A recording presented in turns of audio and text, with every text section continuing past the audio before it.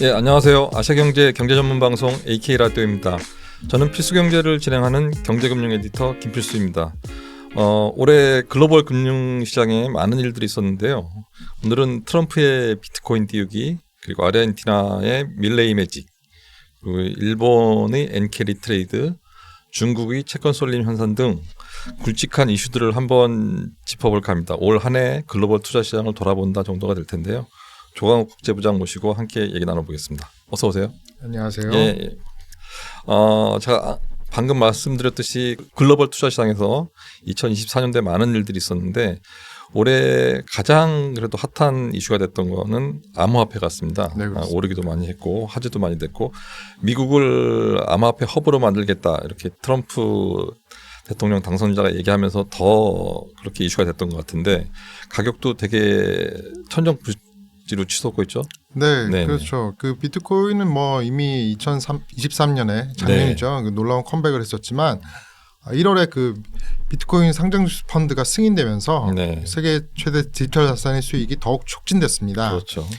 그러다 11월에 트럼프가 승리하면서 대선에 승리하면서 더 가속도가 붙기 시작했고요. 네. 그래서 비트코인이 10만 달러를 최근에 돌파하게 그렇죠. 됐었죠. 그 과정에서 트레이더들이 ETF에 1,000억 달러 이상을 쏟아붓기도 했습니다. 네네. 특히나 이제 그 비트코인 트럼프가 원래 아시겠지만 비트코인 회의론자였는데요. 맞습니다. 예. 지금 이제 지지자로 전향을 했죠. 예. 그리고 이제 그러면서 암호화폐 단속을 뒤집고 미국을 조 바이든 암호화폐 대통령이 그렇죠. 예. 조 바이든 대통령은 암호화폐 단속을 추진했었잖아요. 네. 근데 그걸 뒤집고서 네.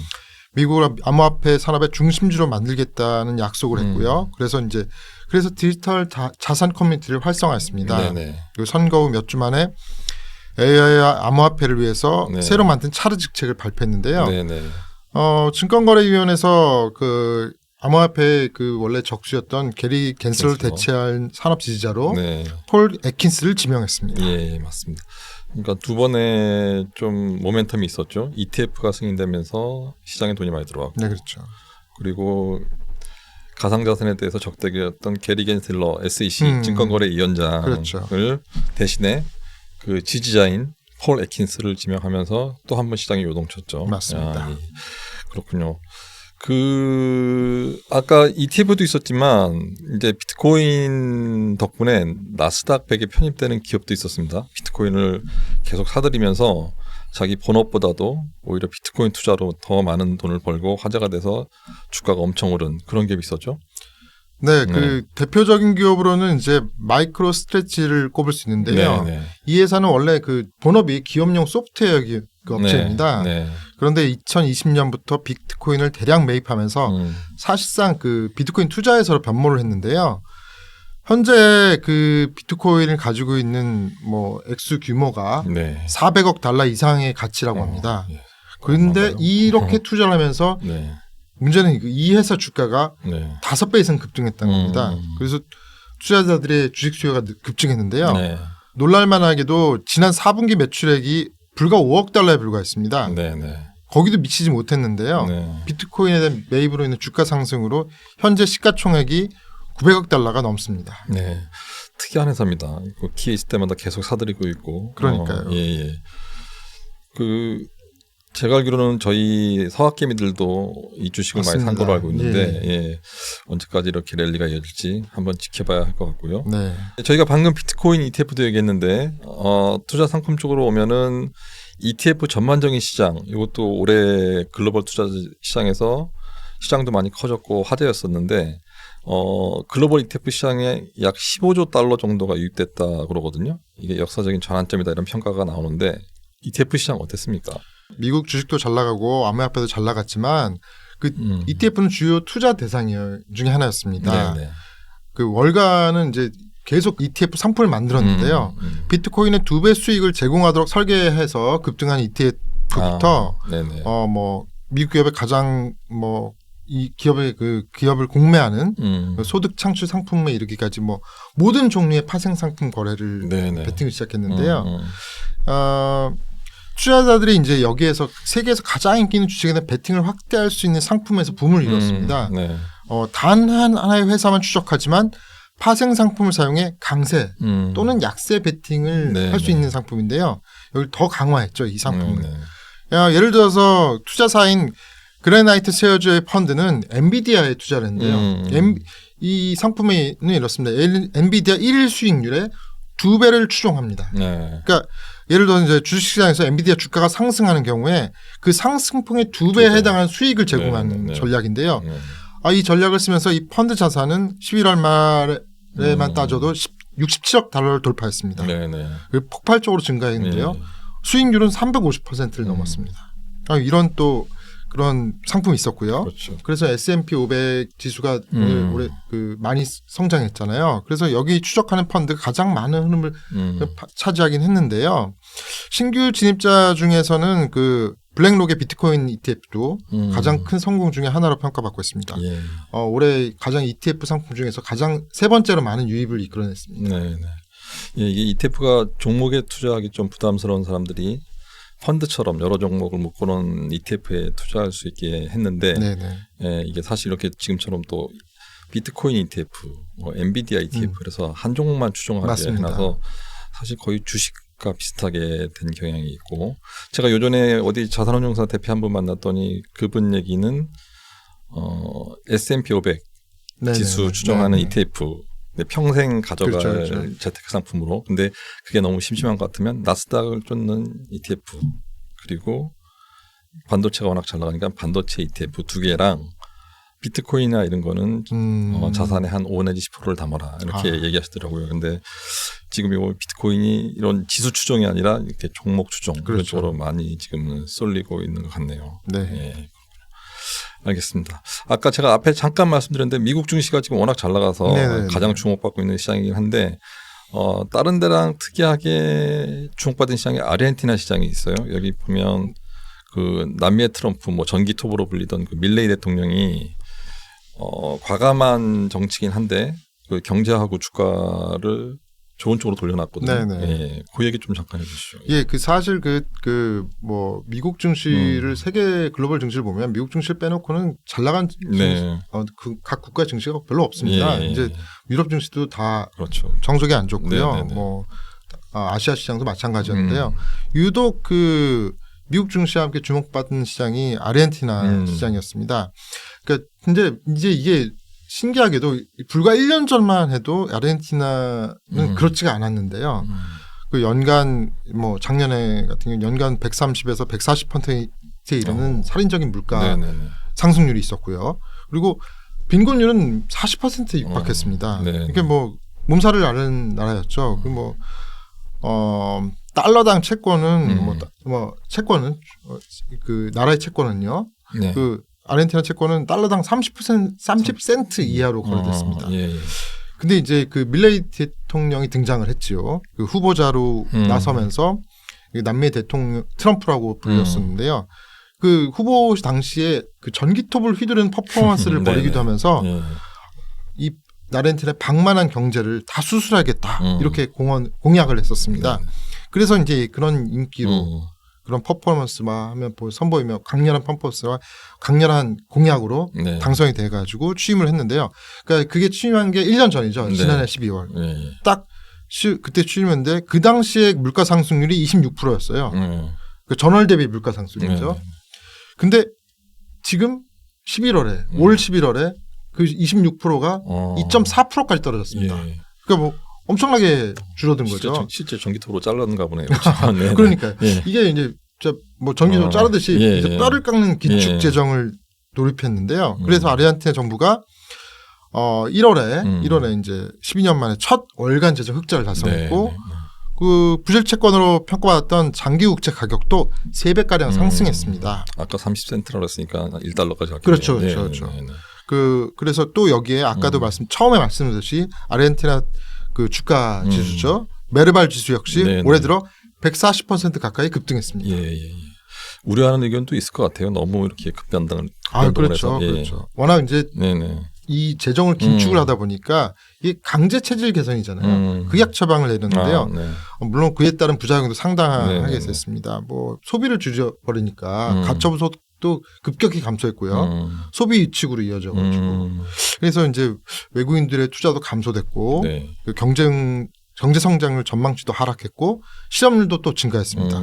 그래서 향후 전망이 밝지 않다는 의견이 또 이제 많기 때문에 좀 지켜봐야 할 것 같은데요. 예. 일단 그래도 그 취임 첫 해 너무 안 좋았던 그 아르헨티나 경제 상황에 대한 극약 전망을 이게 효과를 봤다는 것이 주 의견입니다.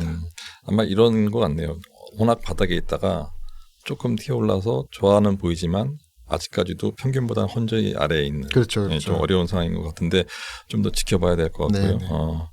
그리고 올해 일본도 굉장히 주목받았어요. 그렇죠. 일본은 이제 다른 나라들이랑 다르게 다른 나라들은 지금 다 금리를 내리는 쪽으로 하고 있는데 여기는 워낙 오랫동안 초저금리, 제로금리, 제로금리, 초저금리였기 때문에 이제 금리 인상 쪽으로 피벗을 하면서 맞습니다. 국제금융시장에 영향을 많이 미쳤습니다. 일명 그 엔캐리 트레이드 때문에. 예, 그거 그렇죠. 좀 얘기해 주시죠. 예. 그래서 이제 그 일본이 이제 초저금리로 이렇게 가다가 금리 인상을 오래 했지 않습니까? 네네. 근데 그 때문에 니케이 지수 요동을 쳤는데요. 그 니케이 지수가 이제 한번 이제 단적으로 보시면 금리 인상 다음 날이었죠. 8월 1일에 2.49%가 내렸습니다. 네. 그리고 다음 날 또 2일에는 5.81%가 내렸습니다. 그 미국이 또 실업률 상승이 그때 그 즈음에 있어가지고요. 그래서 침체 우려가 좀 나왔었는데요. 그렇게 겹치면서 8월 5일에는 12.4% 내렸습니다. 그러니까 계속 급락하는 추세를 보였죠. 그렇다 보니까 이제 당시 글로벌 증시에서는 그러니까 우려를 일본 증시 우려를 하지 않습니까? 영향을 또 받으니까 같이 영향을 받으면서 글로벌 증시 3주간 시가총액 6조 4천억 달러가 증발했다고 나왔습니다. 네네. 근데 이 혼란의 배경에 그 글로벌 금융시장 혼란이 벌어졌는데요. 그 배경에는 엔캐리 트레이드 청산 우려가 있다는 관측이었죠. 네네네. 그게 나왔는데 이제 일본이 금리를 인상하니 투자자들이 호주 채권과 미국 대형주에서 비트코인에 이르까지 모든 것에 대한 포지션을 매도 포지션으로 돌렸죠. 그렇게 서둘러서 했는데요. 갑작스럽게 서둘렀고 그리고 통화 및 경제 전망에 대한 불확실성이 커지면서 레버리지 사이클이 붕괴될 것이라는 우려도 커졌습니다. 이렇기 때문에 이제 갑자기 이제 그 청산 엔캐리 트레이드 청산 우려가 더 이제 심각하게 커지는 상황인 건데요. 그러니까 다들 아시겠지만 엔캐리 트레이드는 금리가 낮은 엔화를 빌려서 멕시코 페소 등의 이제 고금리 통화 자산이나 고수익 자산에 투자하는 방식인데요. 그래서 이제 하지만 일본 금리가 올라가니까 엔캐리 트레이드 청산에 따라서 자산 매도세가 나왔다는 그런 분석입니다. 싸게 빌려서 높은 데 투자해서 금리 높은 데 투자해 이익을 많이 내는데 이제 싸게 빌리기 어려워질 것 같으니까 기존에 이익 난 것들을 얼른 처분하고 그걸 이제 엔캐리 트레이드라고 하죠. 그 여파가 그 액수는 지금 정확히 추정하는 데들이 없더라고요. 서로 추정치만 하고 조금씩 다르죠. 규모도 굉장히 차이도 많이 나고 그래서 그것 때문에 더 무서워하는 것 같습니다. 이게 본격화될 경우에 글로벌 시장에 어떤 영향을 미칠지 그런 것 같은데 일본은 저희 옆에 있어서 사람들이 그 여행도 많이 가잖아요. 그러면 엔저일 때 사람들이 혜택을 많이 받는데 지금 이제 엔고로 약간 돌아선 것 같은 느낌도 들고 그렇습니다. 이 나라 또 빼놓을 수 없죠. 미국과 더불어 G2로 불리는 중국. 여기는 지금 계속 안 좋았기 때문에 경제가 이기에 빠졌다 이런 얘기도 나오고. 근데 이 와중에 투자자들이 채권에 돈을 엄청 많이 넣었다 그래요. 무슨 얘기인가요? 중국은 이제 아시다시피 중국 경제 성장도 좀 좋지 않고 또 미국과의 무역 전쟁이 예고가 되면서 좀 많이 어려운 상황인데요. 확실히 그래서 중국 중심 투자자들에게는 올해가 이제 실망스러운 한 해가 될 것으로 보입니다. 그 정부가 아무리 성장 촉진을 해도 중국 정부가 성장 촉진을 해도 그리고 부동산 위기 완화 노력을 하고 있지만 예상했던 경제 회복이 실현되지 않고 있어가지고요. 그 투자자들의 그 분노가 많이 치밀어진 상태입니다. 이런 상황에 최근에 이제 중국 10년 만기 국채 금리가 2% 아래로 떨어졌는데요. 중국 정부가 취약한 내수 경제를 뒷받침하기 위해서 통화 정책을 더욱 완화할 것이라는 전망이 커진다는 의미입니다. 시장이 경기를 좋지 않게 본다. 좋지 않게 보고 있다는 해석이죠. 그러니까 이게 안정 상품으로 주식이나 이런 데 하지 않고 채권 금리로 더 투자했습니다. 이미 이제 그렇게 되다 보니까 이미 중국 30년 만기 국채 금리는 사상 처음으로 일본에 역전당했습니다. 일본 아까 말씀드렸지만 초저금리 시대가 계속됐었지 않습니까? 그거보다 더 낮게. 그거보다 더 이제 심각해진 거죠. 국채 금리는 만기에 받을 수 있는 수익률을 의미하는데요. 금리가 떨어진다는 건 국채를 사려는 사람들이 많아지면서 국채 가격이 올라가고 상대적으로 수익률은 줄어든다는 얘기입니다. 그렇죠. 예. 중국 경기가 부동산 침체 그리고 디플레이션 등을 부진이 깊어지면서 안전자산인 채권 수요가 증가하고 있는 것으로 풀이됩니다. 채권 수요가 증가하니까 국채 금리가 하락하는 거죠. 그렇죠.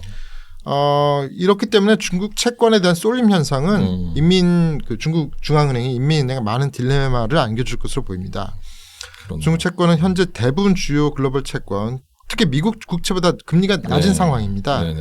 국채 금리 하락으로 인해서 달러당 위안의 약세 가능성도 중국 정부에 부담이 되고 있습니다. 이 경우 이제 중국 자본이 국외에 유출되는 현상, 그렇게 부채 질환의 요인이 될 수 있고요. 이건 지금 한국 원화 약세랑 비슷한 우려인 거죠. 중국 당국이 섣불리 그렇다고 이제 위안화 방어에 나선다고 이제 명분을 삼아서 기준금리를 올리기도 어렵습니다. 이렇다가 또 내수 경제에 이제 직격탄을 맞을 수 있기 때문에.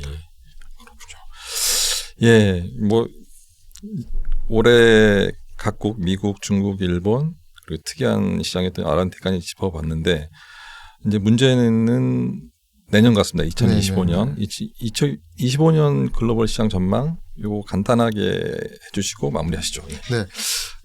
뭐 아직까지 많은 연구기관에서 계속 고민 중이긴 한데요. 그래서 뭐 이렇게 조금씩 다릅니다. 상황이 내놓는 수치마다 아니면 뭐 전망마다. 다만 이제 내년 글로벌 경제는 그 트럼프 행정부가 이제 출범하고요.